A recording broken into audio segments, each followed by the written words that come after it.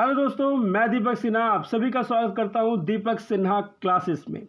Class 12th political science chapter number 4 है हमारा भारत के विदेशी संबंध। न्यू सिलेबस 2023-24 के अकॉर्डिंग इस सिलेबस को कराया जा रहा है और मोस्ट इम्पॉर्टेंट क्वेश्चंस पे बात की जा रही है। इस नोट्स के अंदर आप लोगों को मिलेंगे 12 क्वेश्चन, यानी कि एक चैप्टर के 12 क्वेश्चन अच्छे तरीके से जो एग्ज़ाम में पूछे जाते हैं। और 1 मार्क्स के रही क्वेश्चंस की बात, तो अभी दिसंबर के बाद जब सिलेबस ख़त्म हो जाएगा मेरे सेंटर में, तो मैं फिर 1 मार्क्स के क्वेश्चन के ऊपर बात करना स्टार्ट कर दूंगा। तो चलिए स्टार्ट करते हैं बिना टाइम वेस्ट किए। ये है आपका सिलेबस, न्यू सिलेबस 2023-24 के अकॉर्डिंग, और क्वेश्चन नंबर है 1 पहला। 3 क्वेश्चन करवाए हुए मैंने इसके अंदर, 3 क्वेश्चन कि भारत की विदेश नीति के प्रमुख सिद्धांत तथा विशेषता बताओ। बाकी 2 क्वेश्चन है, आप लोग पढ़ लेना। इसका आंसर बहुत ही सरल भाषा में लिखा है, इसको पढ़ना। कोई भी डाउट हो कमेंट बॉक्स में आप लोग पूछ सकते हो। आंसर बाकी के आंसर इसके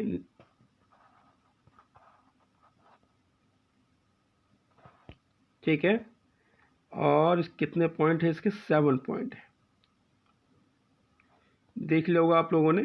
ओके, अब आ जाओ दूसरे क्वेश्चन पे।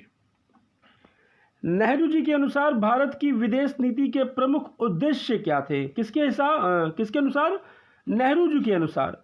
और उन्होंने इन उद्देश्यों को किस प्रकार प्राप्त किया? भाई देश आज़ाद हुआ था तो हम लोगों को मालूम होना चाहिए कि भारत के प्रधानमंत्री और विदेश मंत्री एक ही व्यक्ति थे। कौन? पंडित जवाहरलाल नेहरू जी थे।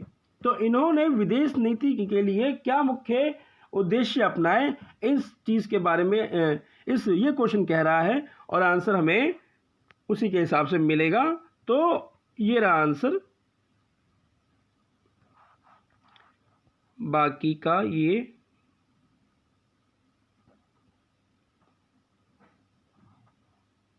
ठीक है। पंचशील सिद्धांत, एशिया और अफ्रीका के 9 स्वतंत्र देशों के संबंध बनाना ठीक है।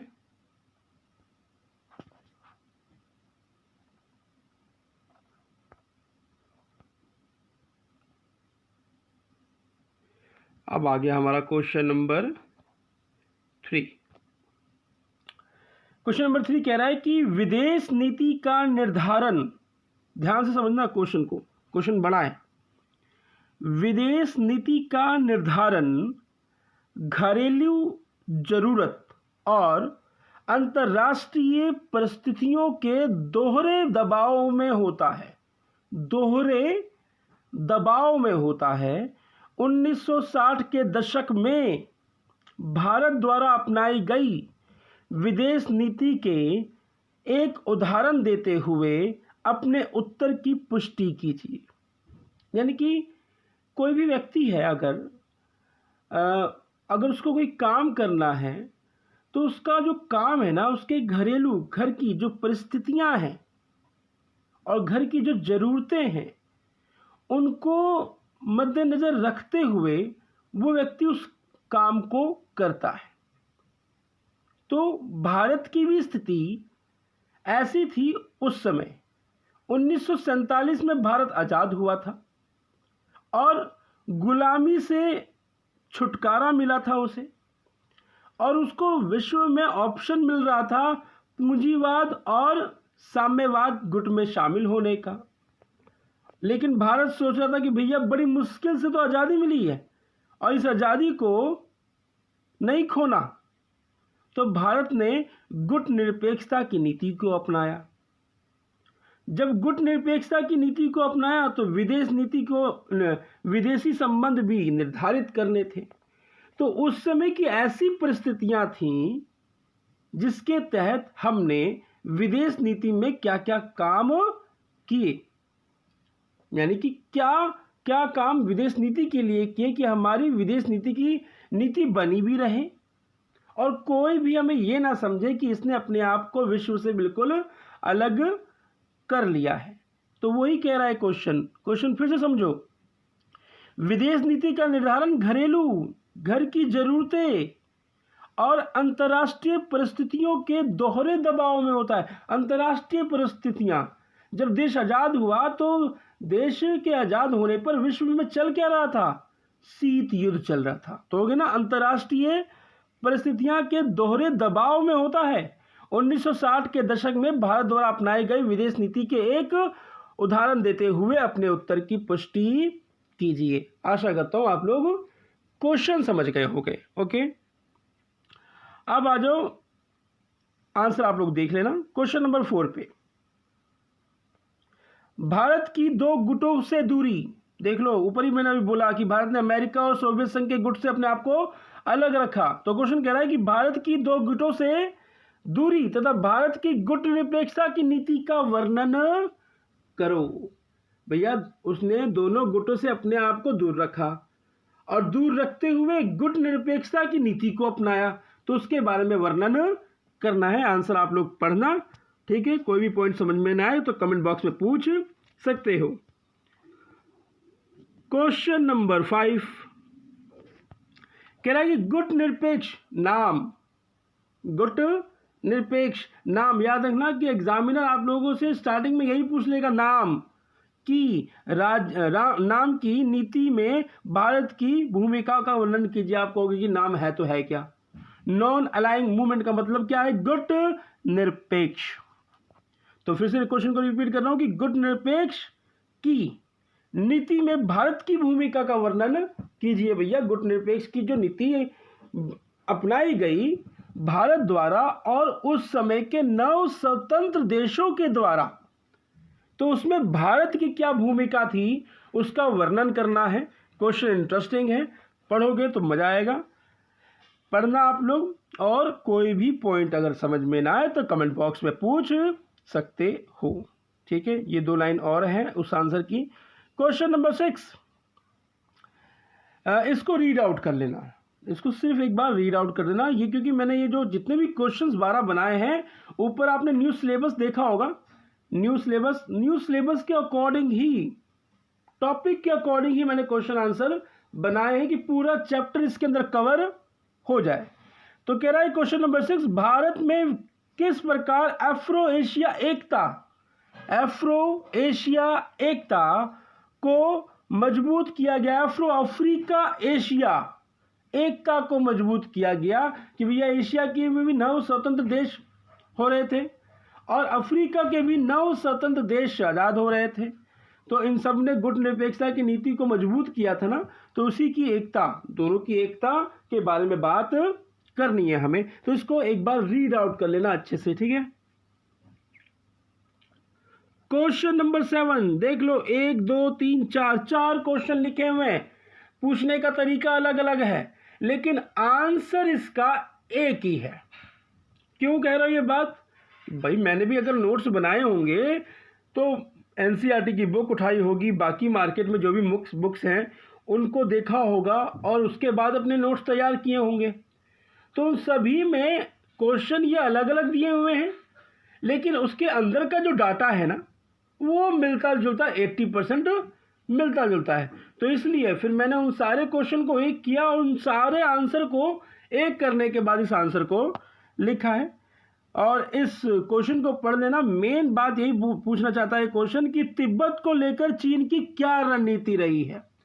और जो तिब्बत के धर्मगुरु थे दलाई लामा, जब वो भारत आए तो चीन और भारत के संबंध किस प्रकार से बिगड़ गए, ठीक है। क्योंकि भारत ने चीन के साथ पंचशील का समझौता किया हुआ था, तो उसमें खटास किस प्रकार से पड़ गई तिब्बत के कारण। तो इसमें तिब्बत के बारे में आप लोगों को जानने को मिलेगा। आंसर ये देखिए, पहला पॉइंट और ये दूसरा पॉइंट, ठीक है, और तीसरा। अब आ जाइए क्वेश्चन नंबर 8 पर। भारत चीन के बीच संबंध बताओ। इस क्वेश्चन को भले ही चाहे मत करना, मैंने लिख लिया अपने नोट्स के लिए। क्यों? क्योंकि मैंने पीछे आप लोगों को चैप्टर नंबर 4 करवाया होगा फर्स्ट बुक का, उसके अंदर भारत और पाकिस्तान के संबंध के बारे में बड़े अच्छे पॉइंट्स लिखे गए हैं, तो वही बहुत अच्छे हैं। बस मैंने ये लिख लिया, आप एक बार रीड आउट कर लेना, इस चैप्टर के अकॉर्डिंग मैंने लिख लिया है, तो आप एक बार रीड आउट कर लेना इसे, ठीक है। अब आ जाओ पाकिस्तान के साथ युद्ध और शांति का वर्णन। वही मैं सेम बात कहूँगा, क्वेश्चन चैप्टर नंबर 4 के अंदर करवाया हुआ है मैंने, इसको बस एक बार रीड आउट कर लेना आप लोग, और कुछ नहीं, ठीक है। ये रहा आपका आंसर, बड़ा है, मैंने पूरा ही लिख दिया कि कुछ भी छूटे ना बस। यानी कि हम अगर पढ़ रहे हैं और जैसे कि कुछ डेट है, जैसे कारगिल युद्ध देख रहे होगे आप, ये तो कब हुआ, क्या है, इसमें कौन कौन शामिल था, तो 1 मार्क्स के MCQ के क्वेश्चन मिल जाए, इसलिए मैंने लिखा हुआ है। क्वेश्चन नंबर 10, भारत और बांग्लादेश के बीच तनाव के मुद्दों का वर्णन कीजिए। 2 क्वेश्चन बनाए हुए हैं, आंसर एक ही है, आ जाइए। कह रहा है कि बांग्ला, अब कह रहा नहीं, आंसर तो एक्सप्लेन अभी नहीं करना आप लोग, क्योंकि डाउट के ऊपर वीडियोस बनाऊंगा, ठीक है। स्टूडेंट्स को चाहिए क्वेश्चन आंसर, यानी आंसर अच्छा कि वो एग्जाम में लिखें, उनको अच्छे मार्क्स मिले। तो ये रहा इसका आंसर, और बाकी के आंसर का पॉइंट्स नीचे। अब आ जाओ क्वेश्चन नंबर 11 पे, इस चैप्टर का सेकंड लास्ट क्वेश्चन, भारत की परमाणु नीति के बारे में बताओ। भारत की परमाणु नीति के बारे में बताओ, मोस्ट इंपॉर्टेंट क्वेश्चन है, एग्जाम के अंदर पूछा जाता है, अच्छे से याद जरूर कर लेना। आंसर आप लोगों के सामने ही है, और कुछ बचा है यहां पर, ठीक है। अब इस चैप्टर का लास्ट क्वेश्चन,